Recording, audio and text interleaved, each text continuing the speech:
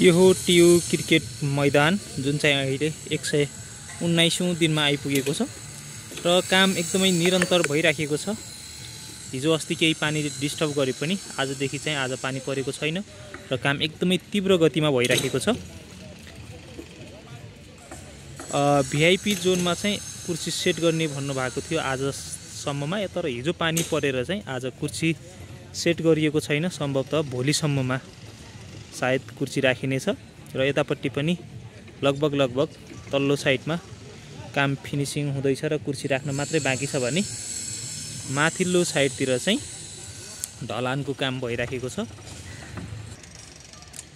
यो ठाउँमा चाहिँ ढलानको लागि तयारी गरिँदैछ र ढलान हुन बाँकी भएको ठाउँ भनेको यो माथिल्लो भाग हो। तल चाहिँ लगभग ढलान सकिएको छ, साइडमा थोरै बाँकी छ र यहाँ चाहिँ अब आज राति नभए भोलिसम्ममा ढलान हुन्छ। त्यसपछि चाहिँ तलको साइडतिर कुर्सी राख्न काम मात्रै बाँकी हो अनि भिआइपी जोनमा पनि लगभग सबै तयारी भइसकेको छ, कुर्सी राख्न मात्रै बाँकी छ।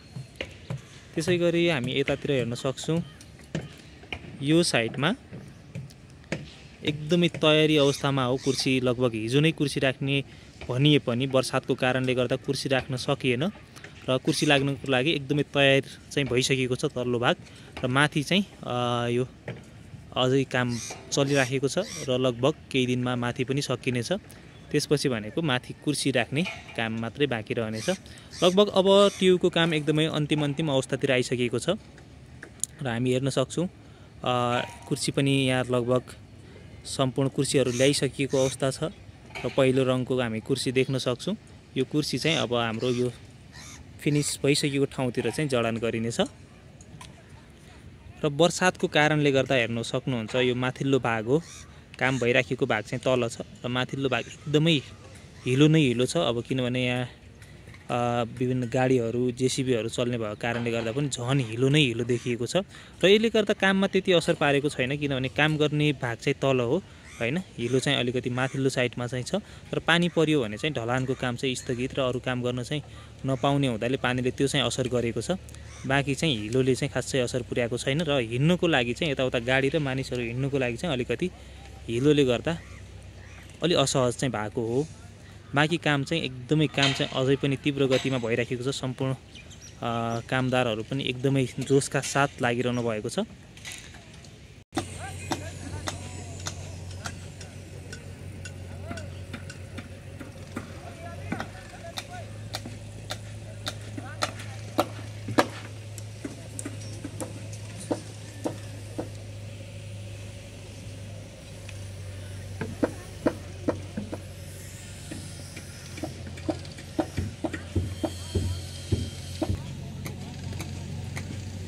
यो देख्न सक्नुहुन्छ एकदमै काम चाहिँ भइराखेको छ अहिले पनि र आज चाहिँ पानी परेको थिएन, घाम नै लागिराखेको छ र काम पनि एकदम तीव्र गतिमा भइराखेको छ।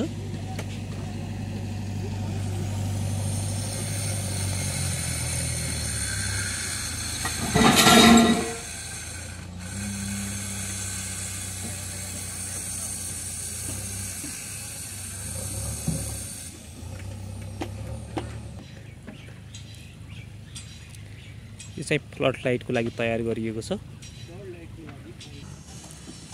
यो चाहिँ साइडबाट खिचिएको दृश्य। टियु मैदान साँच्चीकै नै सुन्दर बन्दैछ, एकदम रमाइलो देखिँदैछ। हाम्रो पुरानो जुन हामी रुखमा चढेर हेर्थ्यौँ ती रुखहरू चाहिँ छैनन् अहिले। अब हामीले कुर्सीमा नै बसेर हेर्न पाउनेछौँ। यो साइडतिर हाम्रो रुखमा चढेर हेर्थ्यौँ, त्यो चाहिँ मेन गेट हो जहाँनिर जेसीबी देखिएको छ। यो साइडमा चाहिँ अब मजाले कुर्सीमा बसेर गेम हेर्न पाइनेछ र काम चाहिँ एकदम धमाधम भइराखेको छ अहिले पनि। तल्लो साइडमा चाहिँ सबै तल्लो भागमा चाहिँ लगभग काम ढलानको काम सकिसकेको छ भने माथि चाहिँ ढलानको काम भइराखेको छ र यता ग्राउन्डमा देख्न सक्छु हाम्रा नेपालका प्लेयरहरू पनि हुनुहुन्छ, सायद प्र्याक्टिस गर्दै हुनुहुन्छ। ठ्याक्कै यहाँबाट चिन्न चाहिँ अलिकति गाह्रो भयो।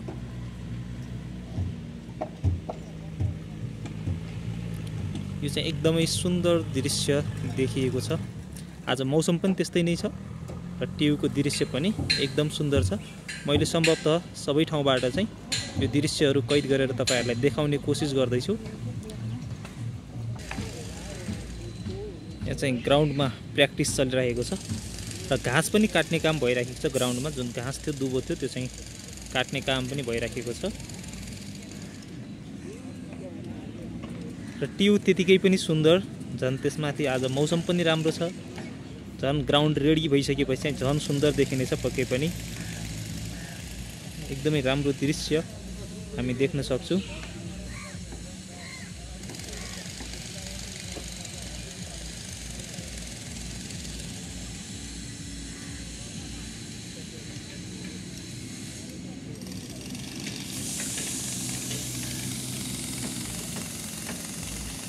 यतापट्टि यो चाहिँ भिआइपी जोन। अहिले हामी भिआइपी जोनको नजिकै छौँ। यहाँ चाहिँ लगभग काम सकिसकेको छ। अब कुर्सी राख्न चाहिँ बाँकी हो। बाँकी ढलानको काम सकिएको हो भने कुर्सी राख्ने काम चाहिँ अझै बाँकी छ र अबको केही दिनमै या सम्भवतः भोलि पर्सिसम्ममै यो सरसफाइ गरेर कुर्सी राख्ने काम पनि स्टार्ट गरिनेछ।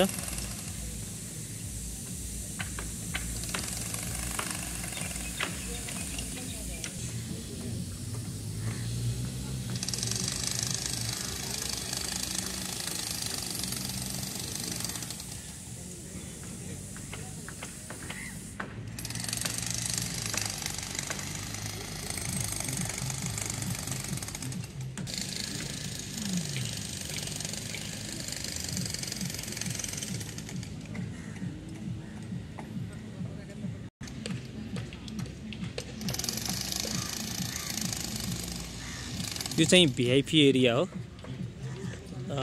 यो चाहिँ पहिला चाहिँ यहाँबाट धेरै नै बिहान गेम स्टार्ट हुनुभन्दा अगाडि नै 1-2 घन्टा अगाडि नै प्याक हुने ठाउँ यही नै हो। तर अब यसलाई चाहिँ भिआइपी एरिया बनाएको छ, भिआइपी जोन बनाइएको छ। पहिला चाहिँ गेम स्टार्ट हुनुभन्दा अगाडि 1-2 घन्टा अगाडि नै नेपाली क्रिकेट प्रेमी दर्शकहरू चाहिँ पहिले नै भरिभरा हुने ठाउँ हो यो ठाउँ चाहिँ, यो एरिया। र त्यसपछिको एरिया भनेको यता चाहिँ मेन गेट भएको ठाउँ, त्यहाँबाट हामी आउँथ्यौँ। र त्यसपछि सबैभन्दा पहिला भरिने ठाउँ भनेकै अहिले भिआइपी जोन बनाएको ठाउँ हो। र यहाँबाट पनि एकदमै राम्रो देखिन्छ। ग्राउन्ड नजिक छ भनेर दर्शकहरू सबभन्दा पहिला यतै आउँथे। र अहिले चाहिँ यो ठाउँलाई भिआइपी एरिया बनाइएको छ है त। ल त साथीहरू, आजको लागि ट्यु ग्राउन्डको अपडेट यति नै छ। जस काम भइराखेको छ, अझै मौसमले यति साथ दियो भने एकदमै तीव्र गतिमा काम अगाडि बढेर चाँडै नै सकिनेछ। र सम्पूर्ण नेपाली खेल प्रेमी दर्शकहरूको सपना पनि चाँडै नै पुरा हुँदैछ। अब आउने म्याच पक्कै पनि हामी कुर्सीमा बसेर मजाले हेर्न पाउनेछौँ। आशा गरौँ काम चाँडै नै सकियोस्। र आजको लागि ट्युको अपडेट यति नै दिन चाहे। र हामी लगातार ट्युको नयाँ अपडेट लिएर हजुरहरू माझ आउने नै छौँ। नेपाली क्रिकेटसँग अझ नजिकबाट जोडिनको लागि हाम्रो च्यानललाई सब्सक्राइब गरी जोडिन सक्नुहुनेछ। साथै यदि भिडियो मन परेको खण्डमा एक लाइक पनि गर्न नभुल्नुहोला। जस्तो लाग्छ त्यस्तै प्रतिक्रिया दिन पनि नभुल्नुहोला।